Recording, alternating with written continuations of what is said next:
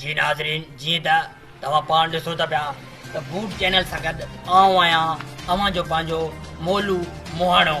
ख़बरुनि जो सिलसिलो कुझु हिन रीति शुरू कंदासीं त घोटकी जे इलाइक़े ॿेरड़ी फार्म में हिकु नौजवान पाड़े वारे घर में वञी करे पाउ खीर जो पी छॾियो, जंहिं बाद मुतासिर धुर ख़ाली गिलास क़ौमी शाहराह ते रखी करे धरणु वणी छॾियो। ऐं उन हवाले सां असांजो रिपोर्टर कूलर खान कौरी जो है वाक़े वारे हंधि मौजूदु आहे, उन सां पुछंदासीं, तफ़सील मालूम कंदासीं त कहिड़ा तफ़सील आहिनि ऐं इहो वाक़ियो कहिड़ी महिल पेश आयो। सो असां हाणे ॻाल्हाईंदासीं असांजे रिपोर्टर कूलर खान कोरी सां। हलो कूलर खान कोरी।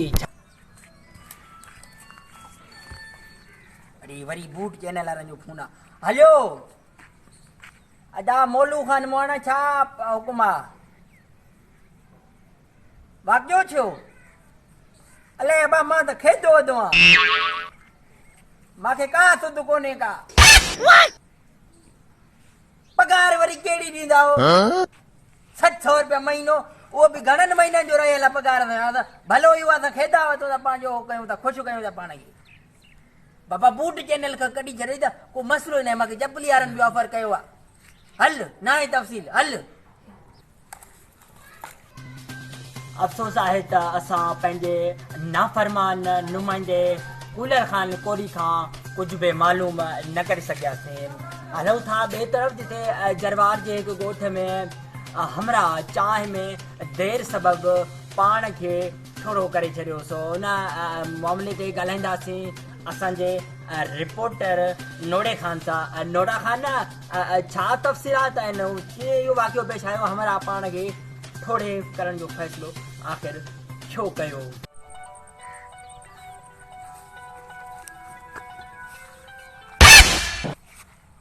हलो आबा बूट चैनल खां ॻाल्हाए थो न, मोलू मोहाणो। छा जा रिपोर्ट नी बेरोज़गार थी आऊं, घर जा बा खटा खपाए, हे मोबाइल किथो आहे? टचो किथां आहिनि गचो? रिपोर्ट बपोर्ट मां वटि कोन्हे को। कहिड़ो रे बूट चैनल वारनि चङायूं कयूं नी असां सां, असां घर खां बेघर थी आऊं, हाणे ढोरे में रहां थो आऊं। मां वटि कोन्हे ख़बर हमरा ठोड़ो थियो आहे जरवार में, छा थियो आहे। मां प्लेट किनी ॾिनो, मां छा कटु मोबाइल, मूंखे का सुध कोन्हे का। हलो अफ़सोस आहे त असां ॿिन्ही नाफ़रमान जेको आहे नुमाइंदनि खां कुझु बि मालूम न करे सघियासीं। तो आइंदा इंशाल्लाह कोशिशि करे का न का ख़बर बूट चैनल ते शाया कई वेंदी।